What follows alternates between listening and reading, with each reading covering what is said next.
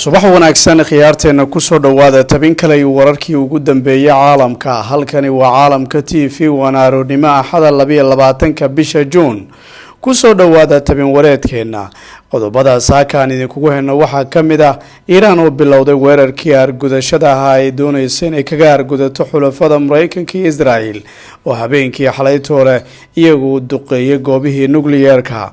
faahfaahin laga helayo weerar xoogan oo laba mawjadood ahaa iyo khasaaraha gaaray. wararkii ugu dambeeyay ayaan idin heynaa iyo waliba tirada dhaawacyada iyo goobaha siday u burbureen muuqaalo laga soo qaaday iyo dhacdooyin cajiib ah oo laga qoray ayaan sidoo kale eegi doonaa. Iran oo markii ugu horeysay iyadoo cambaareysay isla markaana ka hadashay weerarkii Mareykanka xalaytoole uu ku qaaday goobaheeda nukliyeerka iyo waliba sida hadda dalkaasi Iran uu isagu yahay. xaladii ugu dambeeyay ayaan soo koobi doonaa. haddii aad nagu cusub tahay halkani waa Caalamka TV, fadlan subscribe saaro, sii share gare, saaxiibadiina la wadaaga meel kasta oo aad joogtaan. soo dhawaada aanu ku bilownay. sida la socoteen goor dhaweyd Iran ayaa bilowday weerar argudasho oo ay doonayso inay kaga jawaabto weerar xalaytoole ka dhacay dalkeeda ugu weyn yahay. weerarkii lagu beegsaday 3 goobood oo kamid ahaa goobahooda hubka nukliyeerka ama halkii lagu bacriminayay uraniumta ee ugu muhiimsanayd marka la eego warshadooda ama goobta la yiraahdo Ford. wararka haatan imanaya waxay ku waramayaan in Israel saaka mar qura laga wada maqlay dhawaqa digniinaha bixiya, laakiin ay xigeen mawjado sawaariikha kuwaas oo laga soo tuuray gudaha dalkaasi Iran.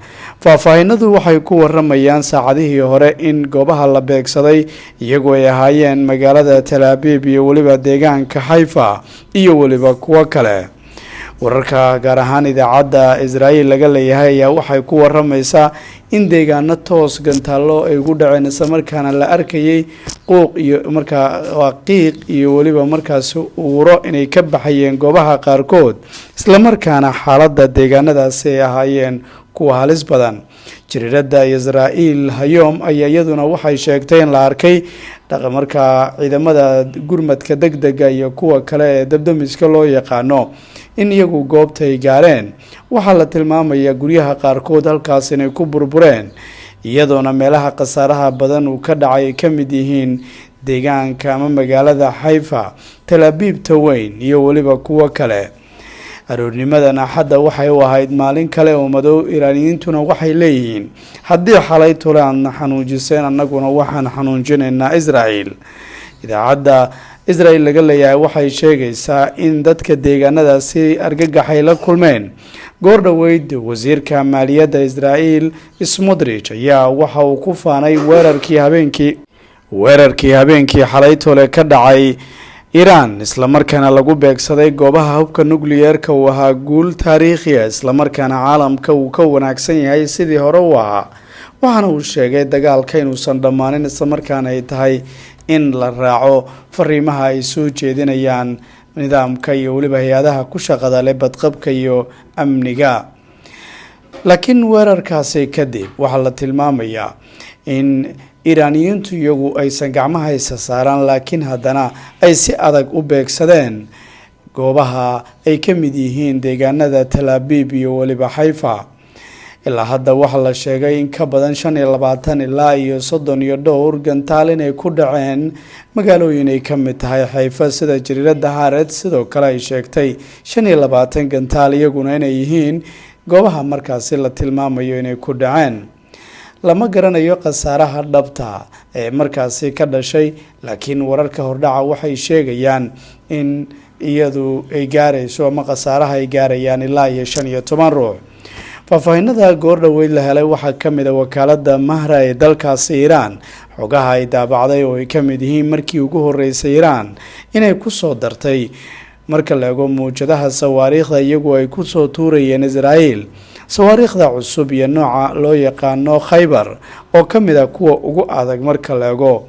waxaa la arkay goobihii gantaaladu ay ku dhaceen gebi ahaanba in burbur xoogan uu soo gaaray. khasaaraha halkaasi ka dhashana waxaa la tilmaamayaa in hubaal uu ka badnaan doono kuwii hore.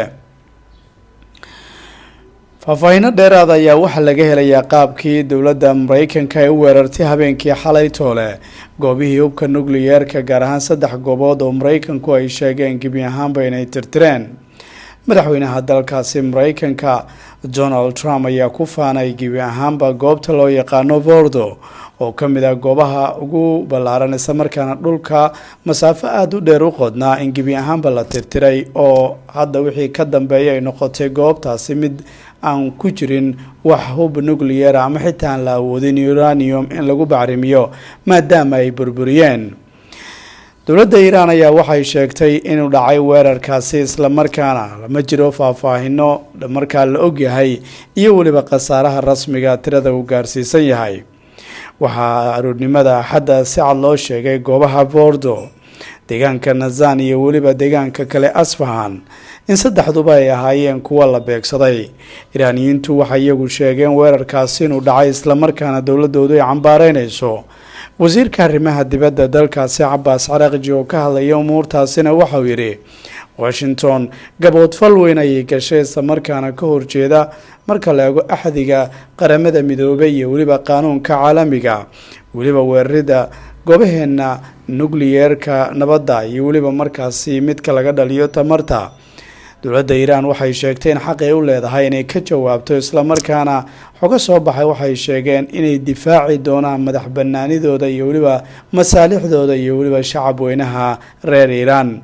wararka hordhaca ayaa waxay ku waramayaan inay beegsan doonaan saldhigyo waaweyn oo gacanku ay ku leeyihiin marka la eego ciidamada Mareykanka gaar ahaan saldhigga weyn ee Bahrain.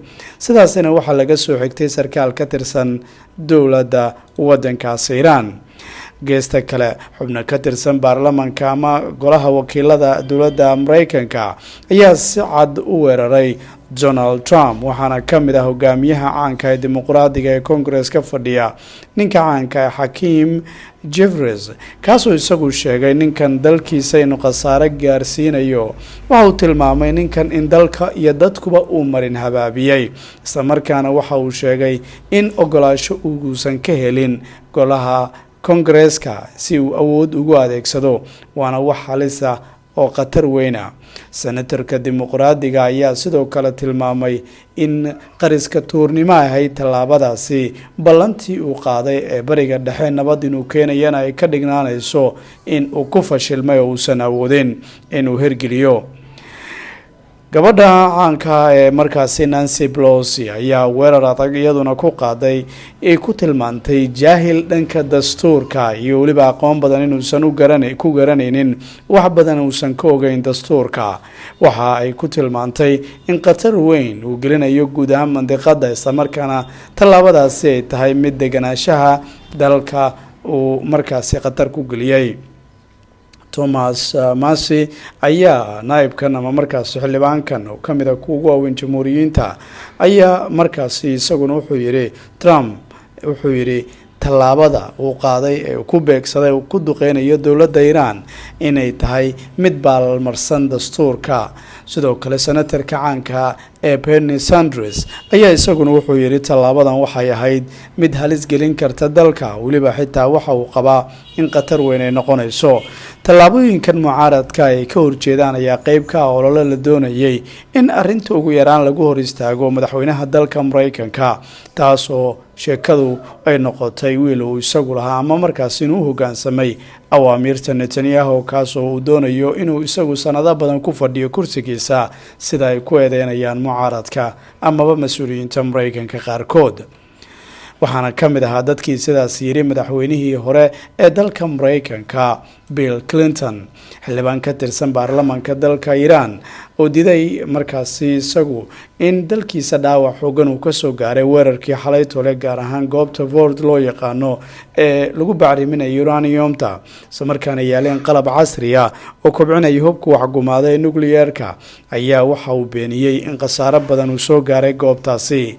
laakiin ilaa hadda xitaa mas'uuliyiinta Israa'iiliyiintu waxay sheegeen inaan si cad loo ogaan karin oo aan la sheegi karinin khasaaraha dhabta ee gaaray goobtaasi wixii ka dhashay waxaana ay tilmaameen sheegeen in waqti loo baahanayo ugu yaraana 48 saacadood ay noqonayso waqtiga rasmiga ah ee lagu ogaan karayo khasaaraha dhabtay ka dhashay halkaasi. fadlan channelka subscribe saaro, sii share garee, saaxiibadiina la wadaaga. halkani waa Caalamka TV, muuqaalka like ku dhiirigeli, siina share gala. mahadsanidin.